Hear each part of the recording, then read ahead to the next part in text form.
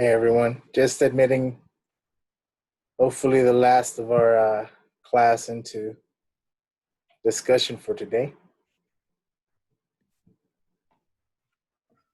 Nice. How's everyone doing? A thumbs up? Good? Nice. It's good to hear. Well, this is our Friday, so I think for some of you, you'll be a little bit better after the class. You get a little bit of a break, right? Cool. So today, we're going to be talking about short-term and long-term plans. And we're going to have some breakout room sessions in order to accommodate smaller discussions for today. The smaller breakout rooms are going to be managed by the TAs. So I'll have a general prompt for you all to kind of discuss. And then it's pretty much between you all in the smaller groups, how you discuss that prompt, right? And then after a while of discussion, we'll come back together in a larger forum and we'll see what you all came up with. All right. But first, I wanted to address any questions that you all might have class related, either journal or anything else that you might have a question about. Do we have any questions? Start class with?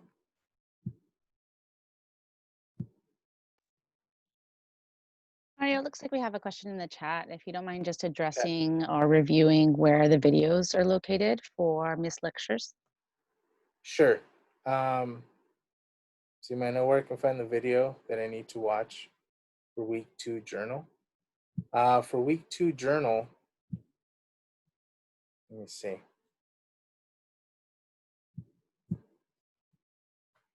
Give me a second. I'm logging into Gaucho Space, and then I'll go ahead and share the screen with you. But the videos are intended to help supplement, right? So they're not necessarily a part of the assignment, but rather complementary as well. So the videos are right here, GauchoCast, and then these are the lecture videos that we've had in the past. So I think that's specifically for journal number 2, right? Where we're talking about resources from here. Let me go ahead and share the screen with you, and then I can show you where we're at. Okay. So if we go to the home page, right, when you're looking at our weekly class assignments, on the right side, you'll see GauchoCast located right here. This is where the videos are. And for this week's journal, I think I referred to the EOP video, right? So if you just click on this, it'll open up in a different, in a different tab. But this is where the videos are located and updated. I'm wondering why last one's isn't there.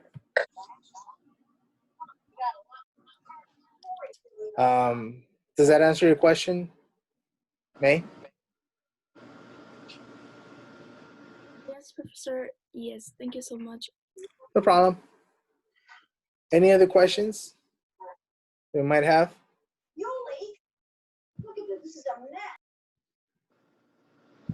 No. Okay.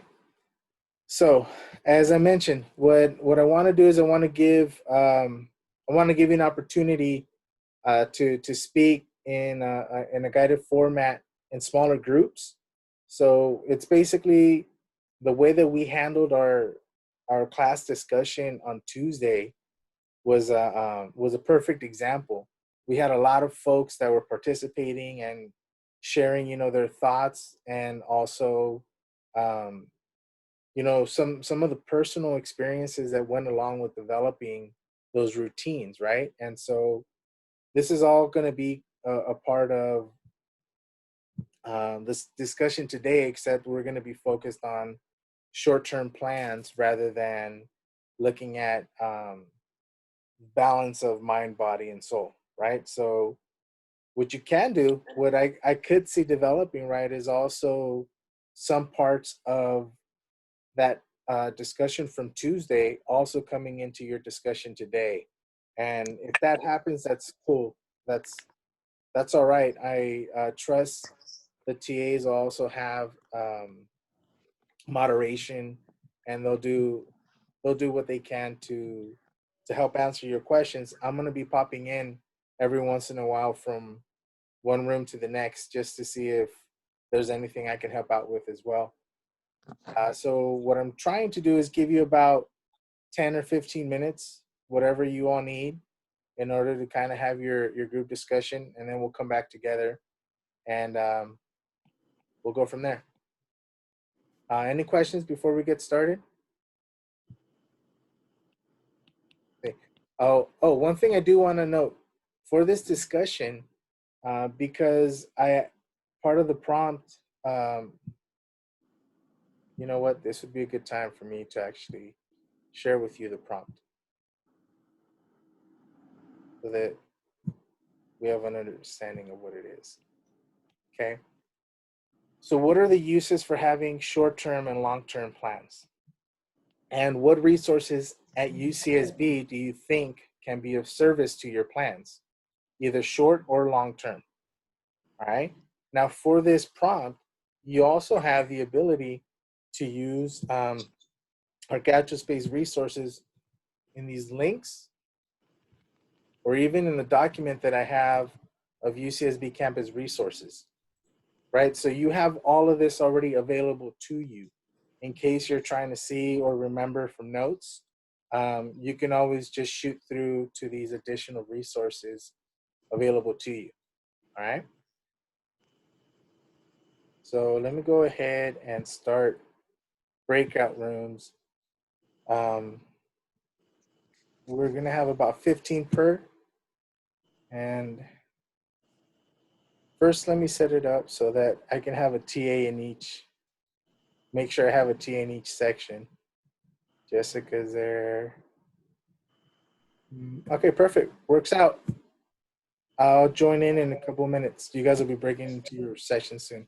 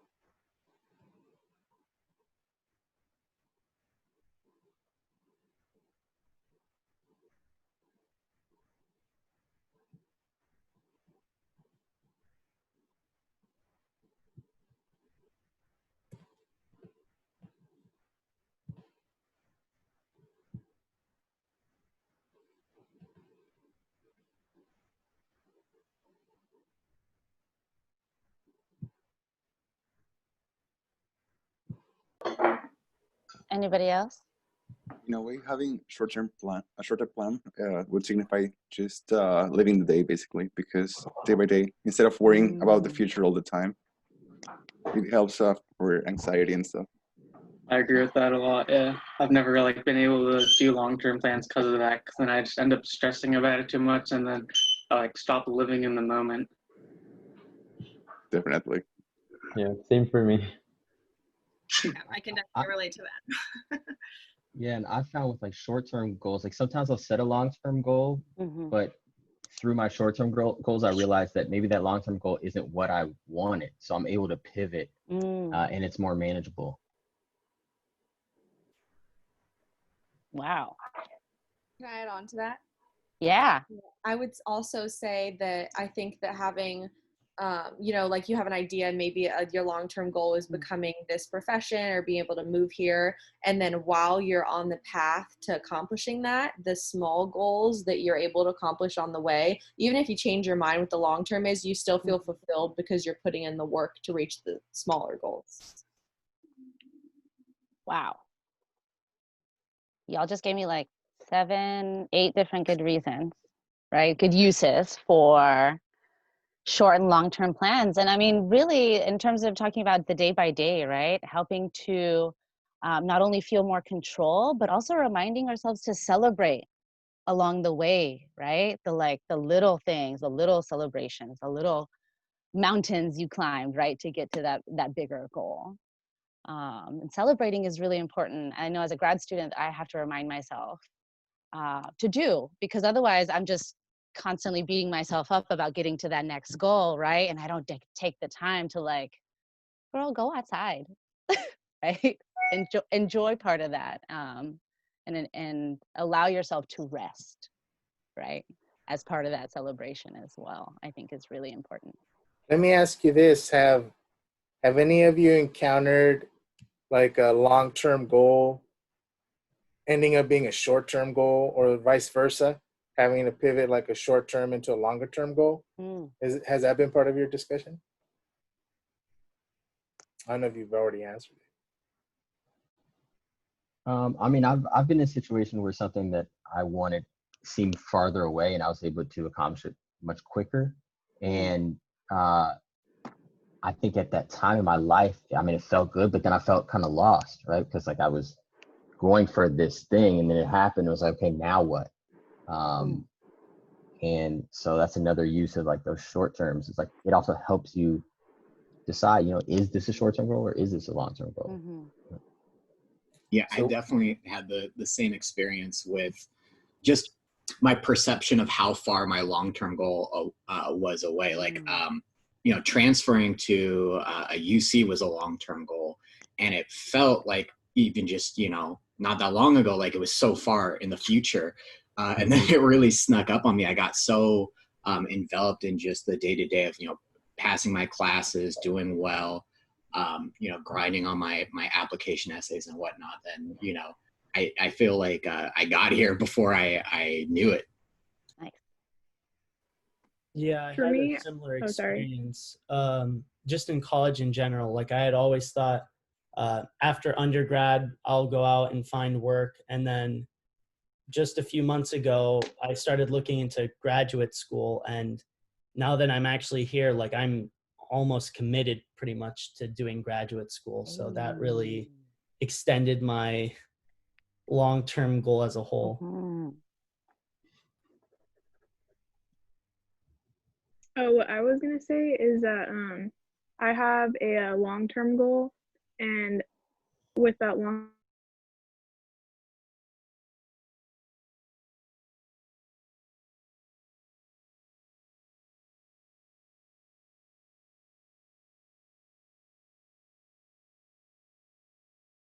Term and long-term goals? Are you managing them on Excel, like writing them down? What is kind of your way? Yeah, I've been managing them mostly with like kind of journals. I'm not the greatest at journals, but the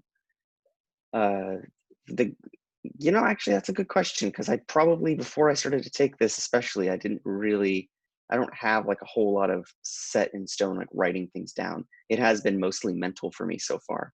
So that's been one thing that I'm looking forward to changing. Now I'm planning weekly. I have like a weekly planner and I do that, but otherwise it's a lot more mental for me. Yeah, I mean, there's so many different ideas, and I'm excited to hear from the rest of you. You know, whether some people are more auditory or more visual, some people draw Venn diagrams. Some people are more artistic and make like vision boards. Some people I are think more pragmatic and just write things down. for me, I think it's like a general feeling. It has to kind of match with the kind of the feeling that is kind of most true, I suppose, like feels best, most natural.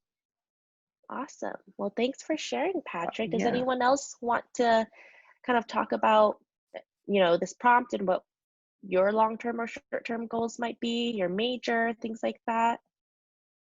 Go ahead and use one of the reactions. I'm just filtering through.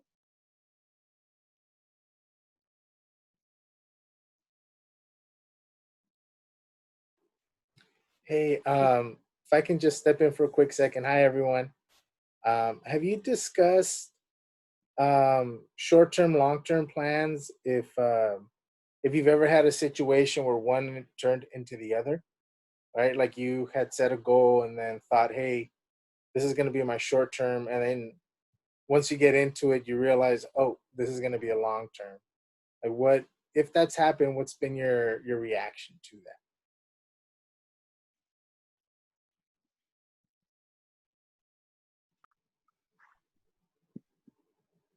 I can go. I think for me, like I definitely have had moments like that, but it just made me take my short-term goals more seriously when I realized that they'd be contributing to my long-term goals. So like I'll make like a little list of everything I need to do for the week for my classes, and then I kind of realized like each week each week that I would do that, I would get better grades in my classes and stuff like that. So I realized that it just kind of contributes to like me graduating on time and getting everything that I need to get done. So I just take like the smaller steps more seriously nowadays. Sounds like when you make those weekly lists, it finds a way of making you more accountable, right, towards accomplishing those short goals. And then it's funny, I have a whiteboard that I bought at Costco, this huge whiteboard, and the top third of it is the weekly stuff, and then on the bottom I write like little quotes that I hear now and then, and I'm like, you know what, that's something that's cool, I'm gonna write that on the board. And then I have my long-term goals. Excuse me. And then once I start checking them off, it's funny how visually, right, that also helps you, kind of motivating in a way to continue that long term, because the long term can sometimes for me feel overwhelming, especially if I'm not taking care of those short terms. Those are the ones that then I'm having to catch up on, right? Yeah, Sophie, submit. I really don't want to sound like an idiot right now, but when we talk about short-term and long-term goals, could you give an example or specification, because I'm not quite sure what exactly you mean. Yeah, that's a really good question. I can give kind of a personal goal that I had during undergrad. So I was an undergrad at UCSB, and my short-term goal was that I wanted to get into a research laboratory, right, in psychology. So that was my undergrad experience. So I just wanted to get into a lab just to dip my feet into research and just to try something, right? Didn't matter which one, I just wanted to get into a lab and experience that. So that was my short-term goal, right? And that kind of feeds into my long-term goal of me wanting to go to graduate school, because I knew that with that short-term goal, you would, meet all these people, have professors know about you, eventually kind of get a letter of recommendation, and that feeds into my long-term goal of wanting to get into grad school. So that's kind of my little personal note. I don't know if you have another one, Mario. Sure. And along those lines, for me, as a transfer undergrad, I was told that research was a huge component to your resume in order to be considered for graduate school, or at least the programs that were interesting to me. And so I understood that short term, I needed to get into a research laboratory within my major, but I also understood that that would help me plan my long term, because long term, I didn't know if I wanted to do a master's or if I wanted to do a PhD program. and whether it was terminal or not in a master's degree, and operating inside of the research lab in the immediate capacity helped me see people that were in their graduate programs, and I would ask them questions and see what was their process, and then that helped me kind of start to foresee what types of graduate programs would be interesting to me. And so, that along with funding and other types of opportunities were part of my equation for picking a program ultimately. But I knew that short term I had plans. I just didn't know what my long term goals were. So for me, my example was having short term goals to help me develop the longer term goals. Um, you have a lot of questions, and sometimes it's not until you get one ball rolling that it helps you start to formulate some for the future also. Does that help? Yeah, and I would just like to add that it doesn't have to be this like drastic, right, decision for these long-term and short-term goals. It could be something that's social, right? You're coming into UCSB as a new transfer student, right? Your short-term goal can kind of start as, oh, I'm gonna join a few clubs, right? That pique my interest. And then your longer term goal might be, hey, I want to form these relationships, make these friendships throughout my grad or my undergrad career, right? So it could be those kind of things too. And it's just nice to kind of have this context to start thinking about these things and kind of putting them in these categories. Sometimes it might flow into the longer term, sometimes it might not, but you'd be surprised, right? So just kind of having pen and paper or auditory or anything and just kind of having that prompt and thinking about it is really helpful. That's a great point, because it'll feed into our larger discussion in about 10 minutes or so. But those small things, like if you remember the first week when I shared my small vision board, right? Like some of that are some personal goals, like just losing a little bit of weight in a manageable way, right? But then also having some like professional goals, right? And so that's where I think this balance comes in understanding that in order to accomplish some goals, you need to kind of get through some personal ones, right? The professional side and the personal feed one another. And so, well, this is a great discussion. I don't want to interrupt you all anymore or step on Jessica's toes. I'm going to move over to Matt's section and then I'll holler at you all in a bit. Sounds good. Gabrielle, earlier you kind of spoke.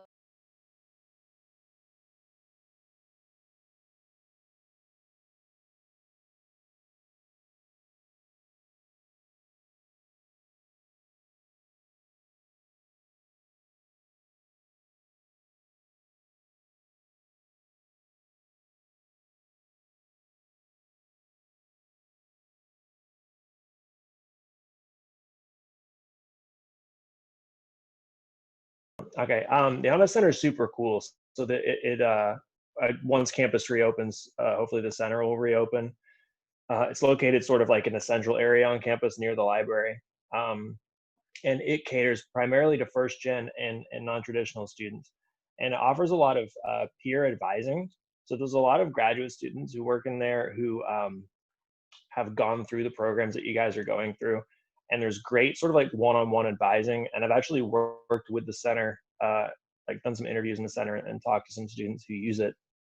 And they say that it's a lot more personable, right? So students who feel like we were talking about earlier, kind of this difficulty assimilating into the campus as juniors, they sort of feel this like welcoming sense there, where it's people who have gone through a lot of the same things that you guys are going through, and sort of what we were talking about earlier too. They can point you to resources that you might not have heard of, or that we might not even have heard of.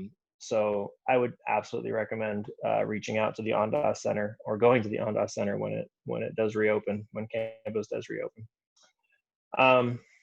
Hey Matt, real quick. Hey, what's up? I'm ear hustling at this point because I just came in, but just to jump in on the Ondas Center, we're gonna have one of the reps join us in a couple of weeks, and so they'll be able to speak with students also, and hopefully give them more information and add to some of the points that y'all were discussing related to the Onda Student Center and the Transfer Student Center too. Yeah, like I said, I did a couple interviews there for Sarah Roberts, like does the audit of that, and super positive. Everyone who goes there just talks about feeling very welcomed, and it sort of, you know, takes the big campus of UCSB and provides sort of a more personable experience for you. So yes, I would absolutely recommend it. Definitely, and there aren't too many programs, right? Like you have the McNair Scholars Program. You have certain programs like that that are geared to train you in some professional research format. And the Onda Student Center goes a little bit beyond that. It does social as well, which is a big part of bridging both worlds, right? The academic and your long-term personal goals. Cool, man. Definitely. How much longer do we have? You've got about 5 minutes or so. Is it group? Cool. Is that enough time for you guys? Yeah, I think we've kind of dealt pretty well with both questions. Does anyone else have anything they want to discuss? Have you all brought up situations where planning for a short-term or long-term goal ends up turning into the other? So, you know, if you have a short-term goal, once you get in the process, you're like, oh, this is actually a long-term goal. Like, if you've experienced that, like, what's been your response to that? Montserrat, I saw you shaking your head, so you've experienced it. Yeah. Why So don't you share? For my last 2 years of high school, I went into a program called Middle College Program, where I was able to start community college ahead of time. So it only took me one more this last year, and then I was able to graduate with my associates in communication. And when I first got into the program, I thought like, oh yeah, it's fine. I'll just get all my community college credits, my general ed credits all done within the time that I'm at the program. But little did I know that it'd take me one more year. So it could have easily turned into 2, but I ended up having that, instead of having that long-term plan of staying at the community college for another year, so instead of going to Santa Barbara this year, I'd still be at my community college. I would be going, instead of taking that one more year, I ended up taking like 18 units that last semester. So it could have easily gone for a longer route. But I was able to do it, so it really changed how I was going to pursue my career. At first, I didn't want to go into communication. I wanted to go more into social work, but I didn't know how to go towards that, so I chose communication. And then, yeah, so. That's a great example. My community college, Moreno Valley College, also has a middle college program. And so there were some students from there that very few, as you mentioned, had the opportunity to get the high school diploma and their AA at the same time. But that's the idea, to get you there a lot quicker than you would if you were to just wait until high school graduation and then enroll at the community college. So you're right. I've seen for some people, including myself, that 1 year turned into 2 or 3, because sometimes the progressive classes only get offered and then there's a waiting list and you're not able to. The cool thing was that it seemed like it lit a little fire and motivated you to say, you know what, I'm going to get it done this year because, you know, for whatever reasons. And, you know, tomorrow isn't guaranteed is at the top of my list. But, you know, for you, you definitely made the effort, right? And it's not always possible because of, again, as I mentioned, the types of classes that you might have had to take. But the fact that you're able to accomplish that, you know, I think also speaks to the power of having these plans in set, right? So knowing hey, I have a plan versus I'm just taking classes and they'll let me know when I'm done, right? And that's kind of a more difficult road to kind of manage an appropriate course load or a more appropriate guided course load, right? So, congratulations on that, and great to have you at UCSB. I know with that kind of initiative, that's something that long term you'll find success through. I should say. What about anyone else? Anyone else have an example of something similar? Long term, maybe having to turn into short term, or the opposite route.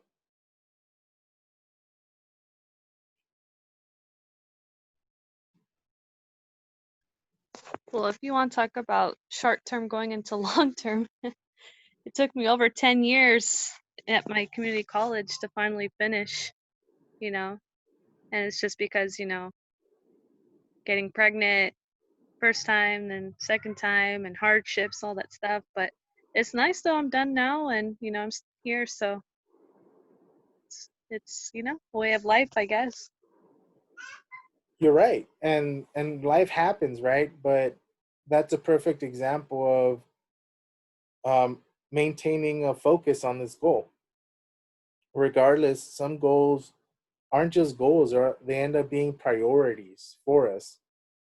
Because, and I can understand this, from a similar perspective, although, my male privilege does play out because in our world, that's just how it is. But being a father and going through, starting a family in school, that delays situations. One of my committee members for graduate school wasn't too happy when they found out I had some family planning in motion. And that was just something that I just had to constantly communicate about, and that I was encouraged by my other committee members to be open about, because the last thing they wanted was for me to hide maybe some personal issues that would come from those situations. If my child becomes ill, and I have to take care of them or my wife or both, we're a family. So there's some codependence there, especially in the early years. And, that was something that allowed for me to think, okay, here's my 5-year graduate program plan turning into 6 or 7. But I'm going to be okay with it because long term, I ended up creating a 5-year research study for my dissertation, which for me ended up, being highly beneficial in different ways. And it's one of those things where, as you mentioned, what you thought was going to be, a certain time ended up being longer. And in the end, you still appreciate the process. I think even more so, having been through,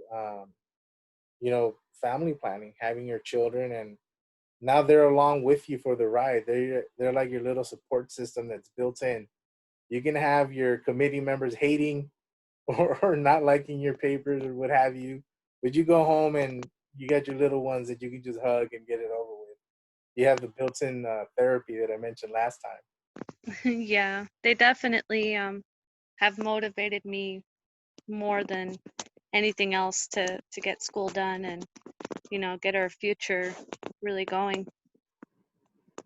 Great. I hope that you look into more of the family student resources that we have on campus. I on my own will look into adding some of those into the resource list that's on the website, so that hopefully there's maybe more options for you to consider as a family and a student. All right, thank you. No problem. I'm gonna jump out of your all breakout room, and then I'll give you all a couple minutes to just kind of close out. Okay, and then we can join up in the larger discussion. Thank y'all. Sounds good.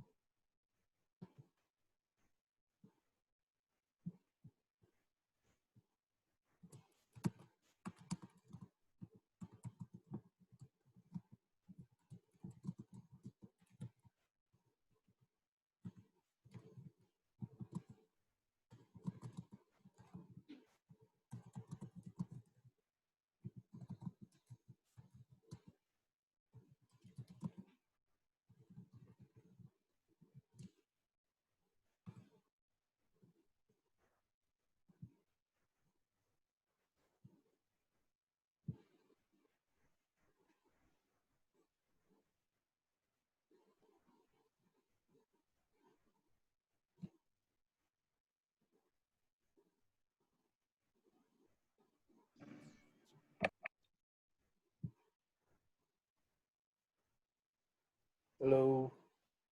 So this was breakout room 1, Jessica's room. Nice. How was your discussion?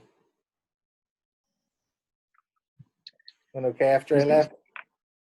You guys kept talking, or did it just stay quiet? Kept talking. Good. Discussion going. Yeah. Good. So we'll get everyone back in here. I was curious, Gabriella, how did you manage?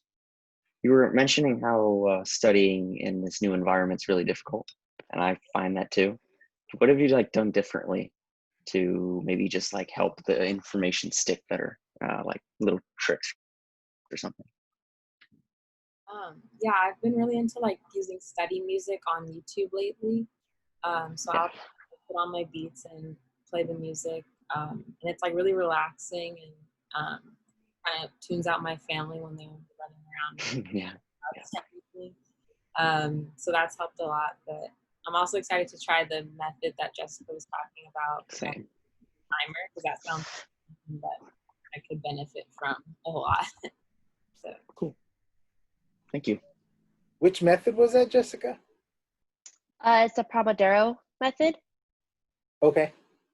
Yeah. Are you familiar where you kind of like set a timer for 25 minutes for things that are, you know, more tedious that you have to do? Like maybe you have a list of articles you have to read or write a paper.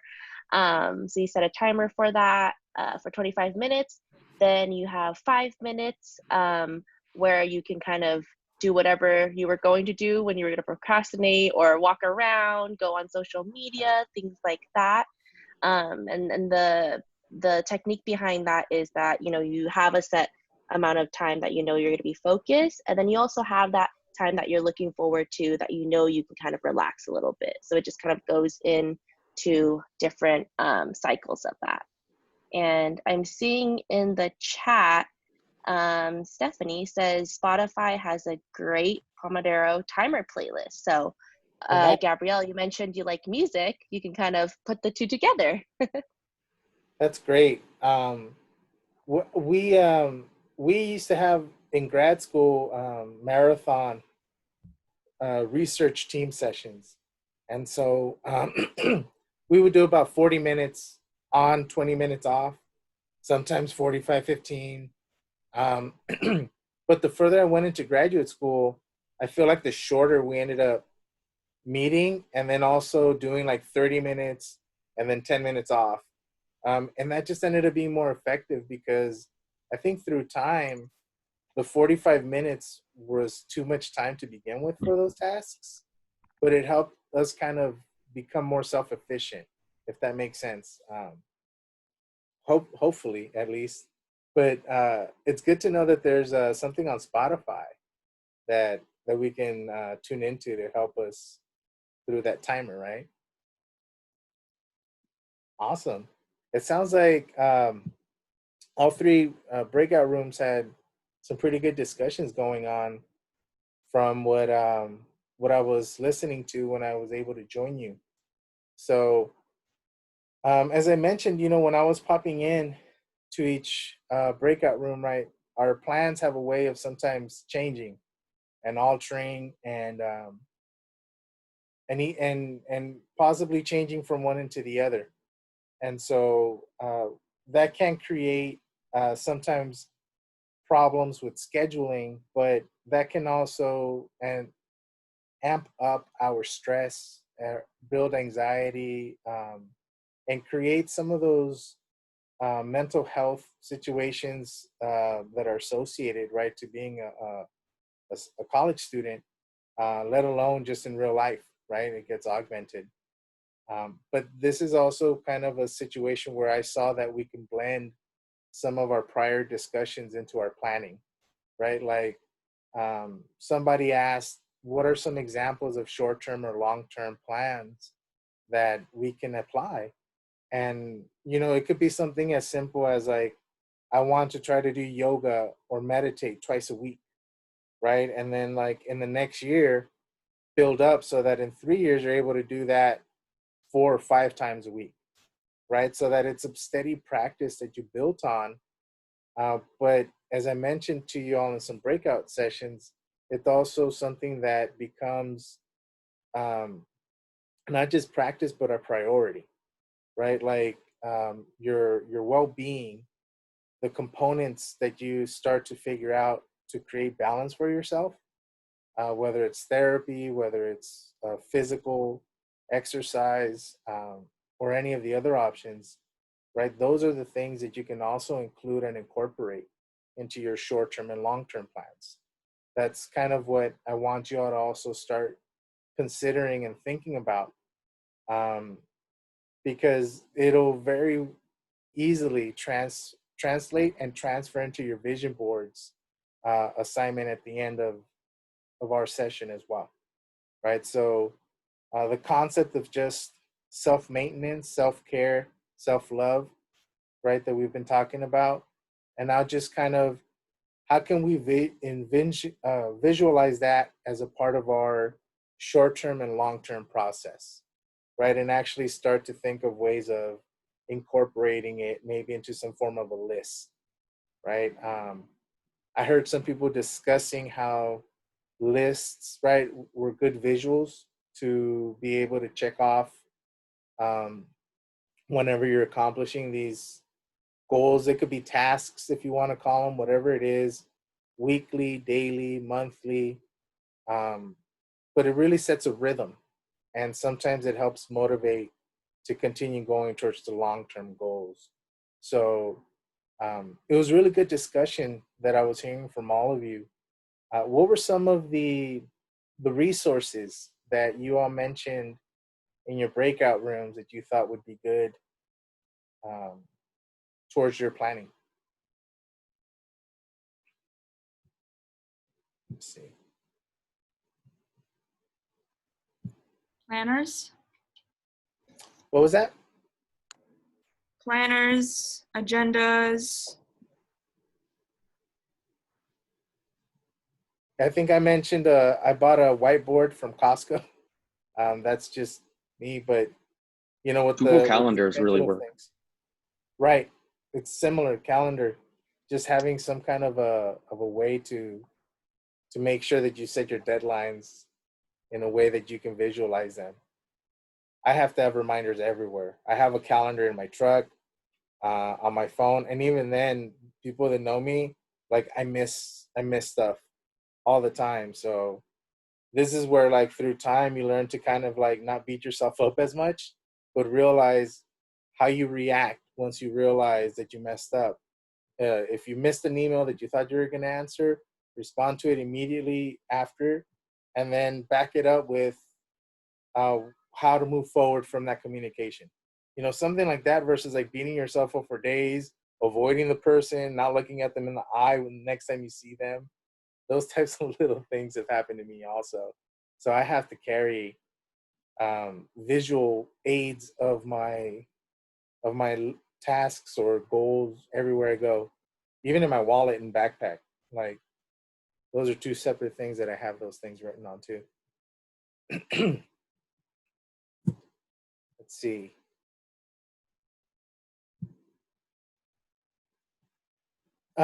TAs, is there anything that stood out from your session that you'd like to share with the larger groups in terms of how you approach long or short-term planning? One student in my section talked about how awesome CLAS workshops are, particularly for working through procrastination and giving solid, concrete practices and suggestions for getting through that, as well as reading efficiency and improving on reading. It was just fantastic. I don't know if they'd like to add anything that I missed. Yeah, class is cool. They have, not just in general, right? Going to class is cool, but CLAS as a resource is great opportunity. And then they also, once you get going in there, you find ways of attaching yourself and saying, hey, I could be a tutor also, right? Cool. Matt, were you going I noticed you unmuted Yeah. again. No, I was gonna say like kind of interesting theme that came up over and over again in our discussion was that it's not so much about academics, right? Utilizing all of the resources the university has to offer in terms of we discussed a little bit career centers to help us find jobs in the area, and then also just using like all of the school's housing resources as well. So sort of acknowledging that there's more to our time here than the academic aspect. And that, you know, obviously we're here to get an education to further our lives, right? So to like sort of include an understanding of our quality of life while we're here in both our short-term and our long-term plans as well. Those are great points. And residential and housing services are usually really good at providing workshops for students to socialize, right? Like social events, but also learning workshops, right? Like on community building and on community resources for those that they want to find a way to exist outside of UCSB in our little hub, right? So it's always great to find how interconnected everything really is, because once you start finding that out, it doesn't seem like you're going out of your way to go somewhere to do something. It's just a part of your routine that maybe you're just readjusting for the moment, right? So that way you can, again, find ways of accomplishing some of your goals or tasks, but also understanding, you know, there's maybe a switch in priority momentarily, right? And something that you have to consider possibly long term. But the fact is that it's not an end all, right? If things change, there are options and there are ways to manage even the stress in those times. What about you, Jessica? What can you share from your break room? Yeah, I think Patrick brought up a lot of good resources that he's had through career services, and just the vast variety of different things that you can do with that. I know they also kind of do CV and resume checks. So, you know, if you don't know if yours is up to date with, you know, or the most visually pleasing or anything, or what to put first that's important, they often do that, and they'll like give you, they're very nice about it too. So you don't have to feel, you know, scared to go or anything like that. They're super kind about it. And they also hold kind of like practice mock interviews a lot of the times for different things that you want to do, whether it's trying to get in, becoming an RA, or even just trying to go find a job at a retail store, anything like that. So they're really helpful with that. Patrick, do you want to add anything that you specifically talked to them about? Yeah, I had talked to just about. I had reached out to even the department advisors through the transfer center for transfer students, which was nice. And they were able to. I've been doing a 6-week course, and they were able to just talk me through just some of my worries, and just kind of like reaffirm that I'm doing the right thing, and that also that, you know, that I don't need to make any sudden changes to my major or anything like that just because I feel like things are going bad, or in my head, you know. Basically they helped me get out of my head, and I was able to, in 20 minutes they gave me a lot of clever tricks the career service did with like reverse LinkedIn searches and networking, and kind of looking at the jobs that you want to have and then figuring out backwards kind of how to get it and how to network. And I mean, we all kind of like know that intuitively, but she really like walked through it in different ways that you could do it even in your free time. So there was just a lot of ways that she was able to get me out of my head and keep me focused on, again, like we were talking about, like the long-term goal. So that's really cool, because they even offer, I believe they still offer a CV bank or a resume bank, where post-graduation they'll hold on to your resume and your letters of recommendation from professors, for a certain amount of time. I don't remember if it's limited anymore, if it's just like a lifetime thing for alums, but that's something to also inquire with career services, right? Because as a student, they helped me tremendously, as you mentioned, change my CV as it developed. But now, even as a professional, there's times that I can still talk to those people from career services and still get advice from them on how to represent my resume depending on an academic or a non-academic job, right? So there are some things to highlight, and you highlight them differently depending on the job that you're seeking. So as you mentioned, Patrick, right, there's a bit of reverse engineering involved when you're planning for that job, but then there's also the strategic positioning of certain parts of your CV or your resume. And that's why you have to be interchangeable, and even using those two words is an understanding that in some disciplines or careers, they want a resume, and in some areas they want a curriculum vitae, right? But essentially they're the same thing. They just might be aesthetically represented differently in how they're arranged. And that's one of the great things about a career services department, right? That they can offer that to the general public, and they have workshops throughout the school year, and they bring in a job fair. So it's like, as you and Jessica were mentioning, they build you up through the process. They give you even an opportunity for a mock interview. And then Without making you feel stupid. right, without being so self-critical, right? Because sometimes even, and I find this for myself, and I don't know if anybody else does, but I'll record myself sometimes for interviews, even in a non-pandemic, non-Zoom era. I would like record myself answering some questions just to kind of see my own interaction with the subject, right? And just kind of work and tinker. And even then, I would get in my own head. So sometimes I would have some of my buddies view a video, or my wife, and then see what they suggested. And sometimes that's helpful, right? Because you have those people that, as we mentioned last class, you can go to when you're in need of some kind of help or assistance.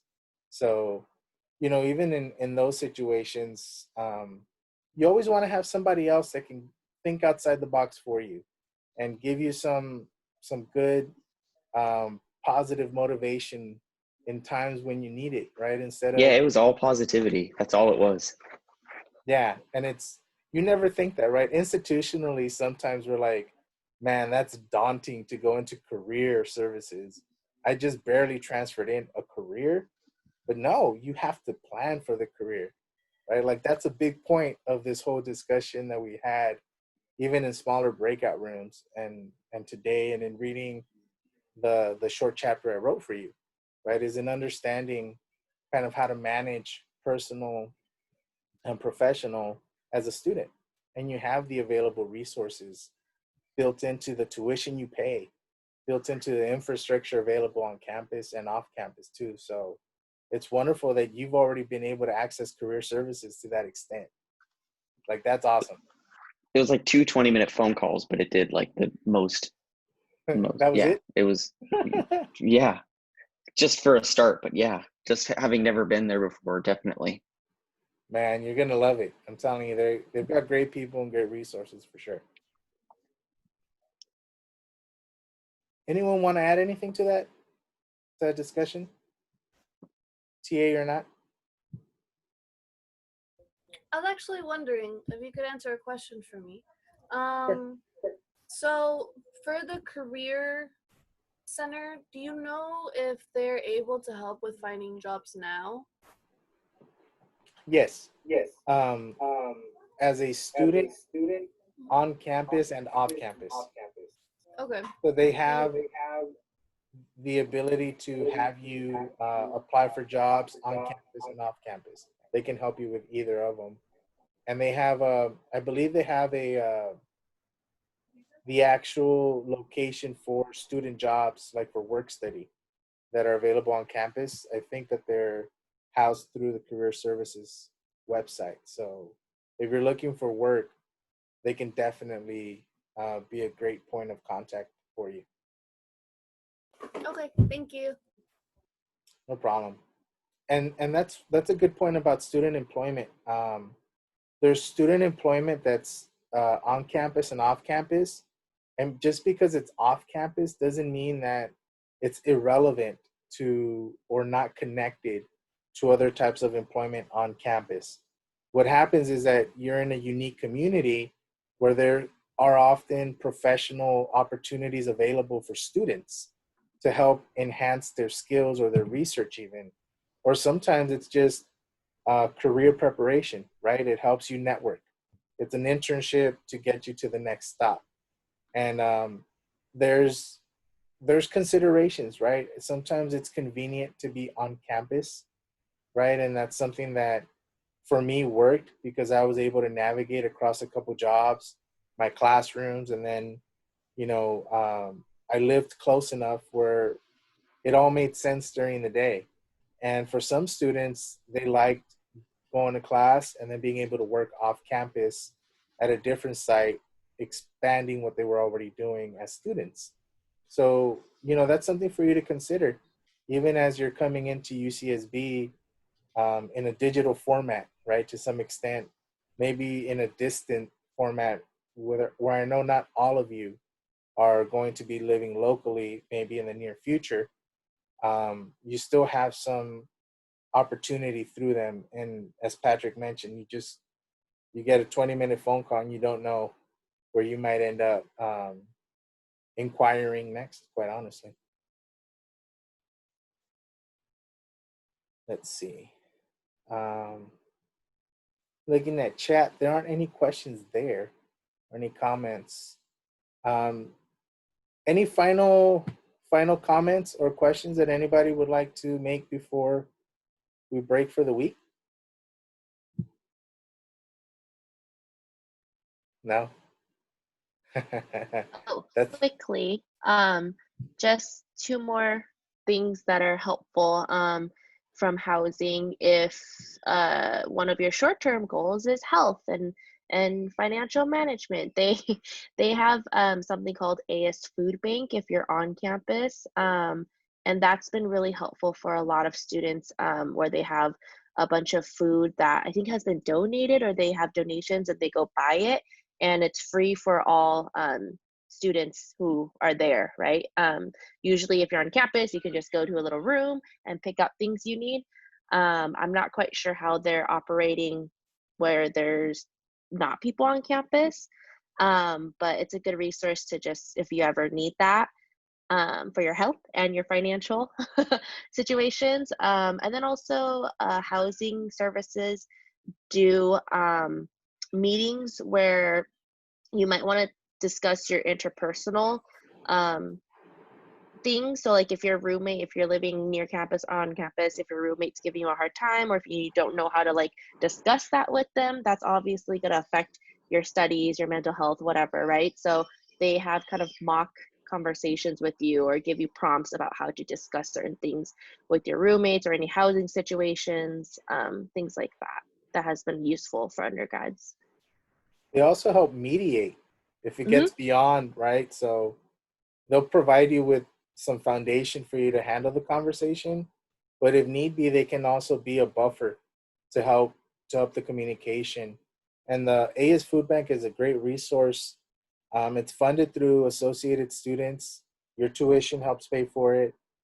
There's donations, as you mentioned, Jessica.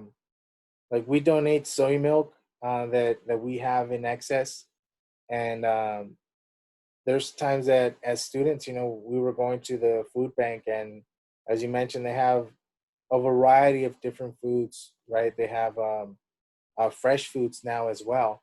And there's also a connection to the food bank, the county food bank, where there's some stock and supply that comes from them as well.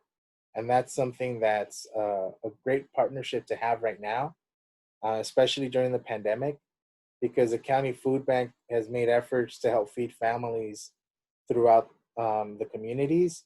And its association with the AS Food Bank, as Jessica mentioned, has helped the AS Food Bank provide additional feeding opportunities for our student population. So there's other community resources as well. If you're an undergraduate student living in the local community, the elementary schools, the majority of them, once a month, it's usually the first Thursday of every month, they offer free food to people. Like you show up and you'll get boxes of vegetables, fruits, sometimes frozen protein. It could be different type of meat, breads.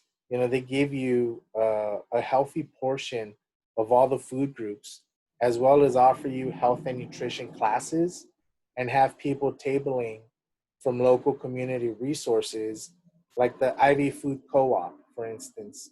They'll show up and they'll talk about what kind of an establishment they are, and also how they help bridge the community and the students, right? And you know, it's all a part of our community, and sometimes because you see that it's an elementary school and you're enrolled at UCSB, you're like, well, that's not for me. That's for the families of the students enrolled at the elementary school. But even before the pandemic, that's not the truth. The way that our local area operates is that as long as you qualify, right, as a resident, you can just show up and they'll give you the necessary foods. If you're allergic to stuff, you let them know, they keep that out. You know, so they're really aware and of the situations for students, right? They know students also live through extreme poverties, also suffer from food insecurity, housing insecurity. And so that's part of the community buildup support system that you have. So just as we mentioned some of these resources on campus, one of the unique qualities of living in the local area of UCSB is also how those campus resources are sometimes seen modified across the communities through different organizations, right? And oftentimes the connection that you see is that it's alums or people associated, you know, one way or another, right? And so there's that interconnectivity, right? And again, it's all for developing a more positive long-term community, right? It's about educating our kids in elementary school, but also understanding that families need a little bit of help every once in a while with food. And so that goes the same for our college population. So I'm really glad that you all are discussing these different resources, how you manage them, even how you research them, right? Because sometimes when we think research, we think academic, we think publications, we think books, we think labs, we think that type of stuff. But you don't think about the research that you put in on the outside to help manage all the other things that you do, right? Like LinkedIn, right? You have to find connections to research, to possible graduate programs, to possible job opportunities. And all of that is on LinkedIn, right? You're not just scrolling through the feed, so to speak. You're actually doing research as you're navigating through that application. And so you do that as you're also navigating for resources across the student services websites that you visit at UCSB, right? Now that might not be academic research for you now, but you would be surprised at how much research is actually going on, how much data collection is being brought in to each of those independent departments, right? Because they also, as they plan, they also need to report. And so part of what they're teaching you as an undergraduate student to become an academic, to conduct research, some of you might slide into careers where you use that research knowledge that you have to help develop departments within student services, right? To help them out long-term as well. So there's connections, right? There, you don't have to think, well, what does that have to do with me now? Why not take in the knowledge and the experience if there aren't negative consequences to them, is my question. So great discussion. We've had a great week. I'm really excited to hear you all participate. It's always a little bit awkward for me, for lack of a better word, holding class through Zoom or any other kind of a digital platform, but it gives me hope with the type of communication that you all have been sharing, that we're going to continue to have a great session. And before you know it, it'll be week 6, and you all are going to be more than ready to engage the fall quarter and anything else you got coming your way, right? So I'll let you all go. Enjoy your weekend. Please be safe, right? Wear those masks when you're out. Social distance. Do what you got to do. And see you all next week on Tuesday, right? Have a good one. Bye. Bye. You too. Thanks, everyone. I want to say thanks to him. Thanks. Thanks to you too. So cute.